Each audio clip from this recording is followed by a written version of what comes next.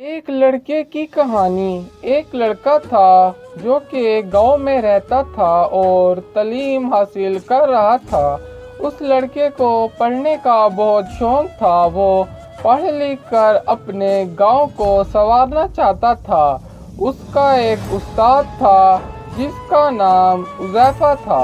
وہ بہت ہی رحم دل تھا اور وہ اس کے پاس لڑکا پڑھ رہا تھا بنا کسی لالچ میں، یعنی وہ استاد اس سے بالکل بھی پیسے نہیں لیتا تھا کیونکہ وہ لڑکا بہت غریب تھا، اپنی زندگی کو مشکل سے گزار رہا تھا کیونکہ وہ یتیم تھا۔ اس کے سر پر ماں باپ کا سایہ بھی نہیں تھا، تو اس کی زندگی بڑی مشکل سے گزر رہی تھی۔ اس کی ضروریات بڑی مشکل سے پوری ہو رہی تھیں، تو استاد اس سے فیس نہیں لیتا تھا۔ تو وہ لڑکا آہستہ آہستہ تعلیم حاصل کرتا چلا گیا، کبھی یہاں کبھی وہاں۔ تو قسمت کا کھیل نرالا ہوا کہ جس جگہ پر اس استاد کو لڑکے نے دیکھا، وہ لڑکا بھی وہیں پر کام کرنے کو پہنچ گیا اور کچھ ہی دن گزرے کہ وہاں کے لوگ اس لڑکے سے بہت متاثر ہونے لگے۔ اس کی بات، اس کے مشورے، جس سے وہ لوگ بہت فائدہ اٹھاتے تھے۔ خطوط جو پڑے ہوئے تھے الگ الگ زبانوں میں لکھے، وہ لڑکا آسانی سے ان سب کو پڑھ لیتا اور کوئی بھی نہ پڑھ پاتا، حالانکہ اس کا وہ استاد بھی نہ پڑھ پاتا۔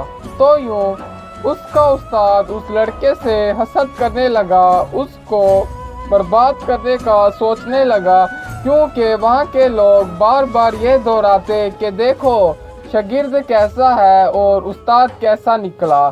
تو یوں وہ استاد رحم دلی کو چھوڑ کر ظالم پن پر آ گیا، اس لڑکے کے لیے مشکلات پیدا کرنے لگ گیا۔ اور ایک دفعہ لڑکے کے کچھ خطوط پڑے تھے جس کو پڑھ کر وہ دوسروں کو سمجھانا چاہ رہا تھا، مگر کسی کام سے وہ وہاں سے چلا گیا۔ تو اس استاد نے ان خطوط کو جلانے کی کوشش کی، کیونکہ اس کمرے میں پاس ہی ایک چھوٹی سی جگہ پر آگ لگی ہوئی تھی۔ تو جیسے استاد نے ان خطوط کو جلانے کی کوشش کی تو وہاں پر وہ لڑکا آ گیا اور استاد سے کہنے لگا کہ یہ کیا کر رہے ہیں، میں نے کبھی نہیں سوچا تھا کہ آپ اس حد تک گر جائیں گے۔ یہ کہہ کر لڑکا وہاں سے چلا گیا اور اس استاد کو بڑی شرمندگی ہوئی کہ میرا معیار کتنا گر گیا اس کی نظروں میں۔ تو یوں وہ استاد اپنی عزت سب کچھ گنوا چکا تھا۔